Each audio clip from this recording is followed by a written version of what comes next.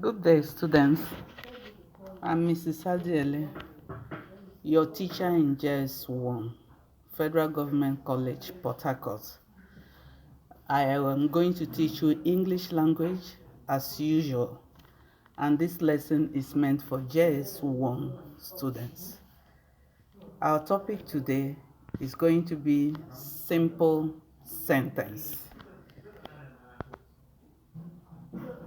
And we have some objectives here which we wish to achieve in this lesson. Number one, we are going to identify simple sentences.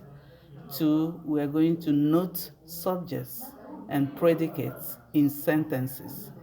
And we are going to try to make our own simple sentences. Simple sentence.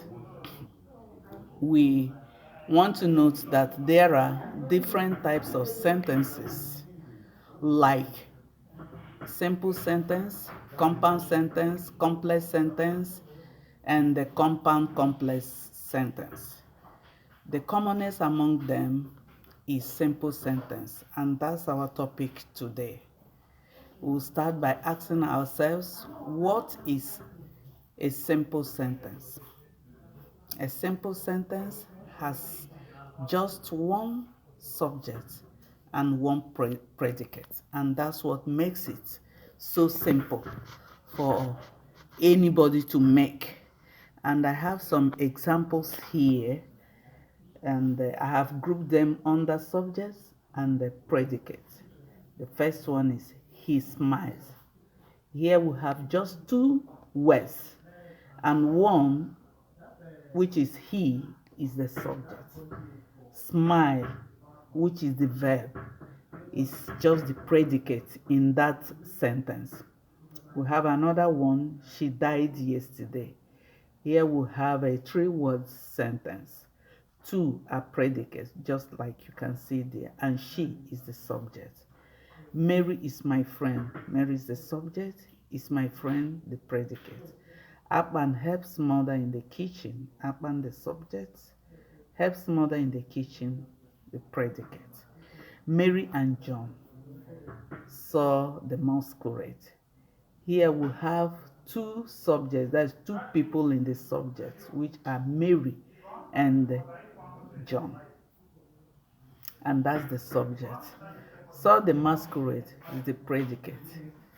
The ball bounced out through the fence. The ball is the subject. Bounce out through the fence is the predicate. Jen, I, and John became friends last year. Jen, I, and John, the subject, became friends last year, the predicate. The next question we want to answer is, what is the subject? The subject of a sentence is who or what performs the action in a sentence. Remember, we told you while you were in class or while you were in school that there is always an action in a sentence, which is the verb, or just a sentence stating a state of being, So here, if there is an action in a sentence, it means there is somebody or something performing that action. And when that happens, we identify that as the subject. We can put it in another way by saying that the subject is who or what the sentence talks about. Who or what the sentence talks about. I have examples here. Obi plays football and my money got lost. In these two sentences, Obi and my money are the subjects in the sentences because the two sentences talks about them. The first sentence talks about Obi. The second one talks about my money. and we regard them as the subject. In the first sentence, we can see that Obi is performing an action there, which is playing football.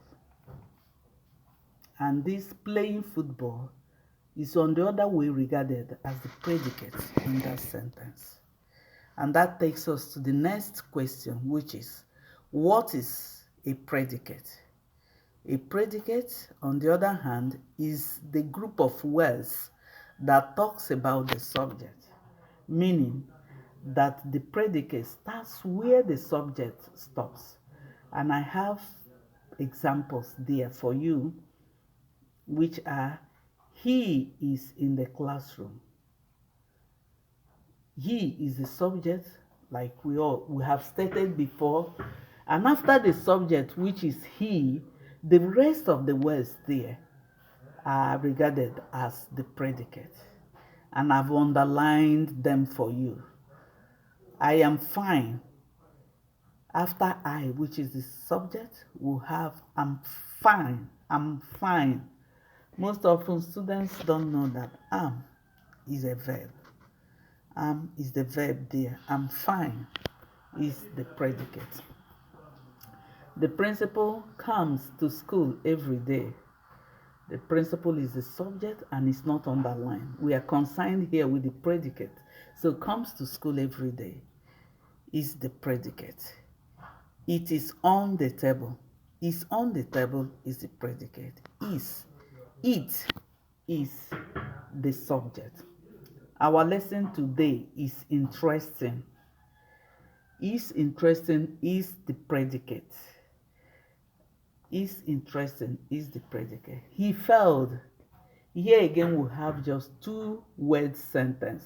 He is the subject, failed is the predicate.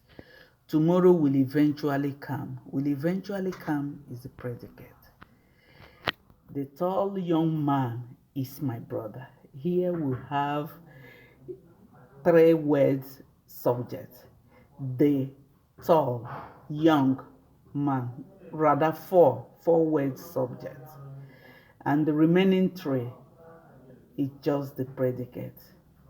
So is my brother is the predicate here. We should note here that the subject, or we should note that every sentence begins with a capital letter and ends with a full stop. Another word for a full stop is period, and the sign is just there.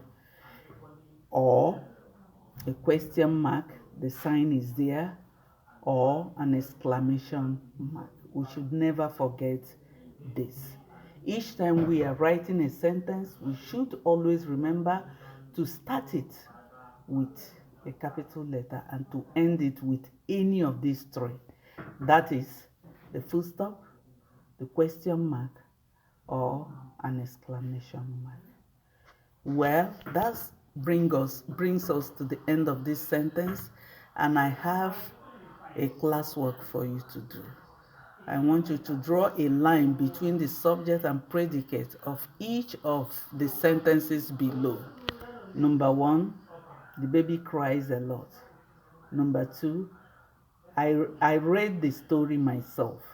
Number 3, the government has employed new teachers. Number 4, Gladys always brings good news. Number 5, Reverend Crawford died in 1949. Number 6, and the last, these days sun sets very quickly. You have to be careful with number 6 because it can be misleading, but if you are wise, you notice there that the subject the subject is not at the beginning of the sentence. Please don't make the mistake. Thank you very much. And remember to keep safe. God bless you.